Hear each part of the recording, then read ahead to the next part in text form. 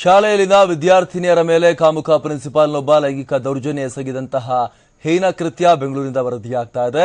ಇಲ್ಲಿನ ಪ್ರತಿಷ್ಠಿತ ಶಾಲೆಯ ಪ್ರಿನ್ಸಿಪಾಲ್ ಕುಮಾರ್ ಠಾಕೂರ್ ಲೈಂಗಿಕ ದೌರ್ಜನ್ಯ ಎಸಗಿರುವಂತಹ ಆರೋಪಿ.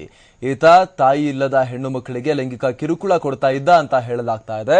ಅಲ್ಲದೆ ಶಿಕ್ಷಕಿಯರಿಗೂ ಕೂಡ ಅಶ್ಲೀಲ ಸಂದೇಶಗಳನ್ನ ಕಳಿಸ್ತಾ ಇದ್ದ ಅಂತ ಹೇಳಲಾಗ್ತಾ ಇದೆ. ಬೆಂಗಳೂರಿನ ಸದಾಶಿವನಗರ ಠಾಣಾ ವ್ಯಾಪ್ತಿಯಲ್ಲಿರುವ ಶಾಲೆಯ ಪ್ರಿನ್ಸಿಪಾಲ್ ವಿರುದ್ಧ ಜನವರಿ 14ನೇ ತಾರೀಕು ಮಕ್ಕಳ ಸಹಾಯವಾಣಿ ಕೇಂದ್ರಕ್ಕೆ ಇಲ್ಲಿನ ಶಿಕ್ಷಕಿಯರು ದೂರನ್ನ ಕೊಟ್ಟಿದ್ರು. ಈ ಸಂಬಂಧ ಚೈಲ್ಡ್ ಲೈನ್ ನೋಡಲ್ ಡೈರೆಕ್ಟರ್ ಆಗಿರುವಂತಹ ವಾಸುದೇವ ಮೂರ್ತಿ ಅವರು ವಿಚಾರಣೆ ಮಾಡಿದಾಗ ಪ್ರಿನ್ಸಿಪಾಲ್ನ ಕೃತ್ಯ ಬಯಲಾಗಿದೆ.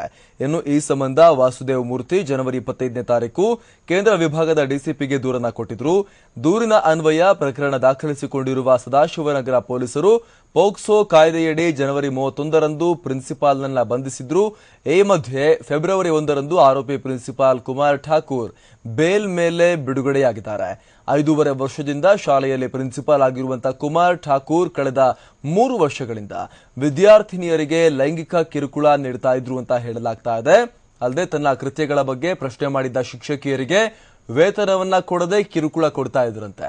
ಅಲ್ಲದೆ ಶಿಕ್ಷಕಿಯರಿಗೂ ಕೂಡ ಕಿರುಕುಳ ಕೊಡ್ತಾ ಇದ್ದ ಪ್ರಿನ್ಸಿಪಾಲ್ ಅವರಿಗೆ ವಾಟ್ಸ್ಆಪ್ನಲ್ಲಿ ಕೆಟ್ಟ ಸಂದೇಶಗಳನ್ನ ರವಾನೆ ಮಾಡ್ತಾ ಇದ್ರಂತೆ. ಆದ್ರೆ ಕೆಲಸ ಕಳೆದುಕೊಳ್ಳುವ ಭಯಕ್ಕೆ ಆತನ ವಿರುದ್ಧ ಸಿಬ್ಬಂದಿ ಯಾವುದೇ ರೀತಿ ದೂರನ್ನ ಕೊಡದೆ ಸುಮ್ಮನಾಗಿದ್ರು ಅಂತ ಹೇಳಲಾಗ್ತಾ ಇದೆ.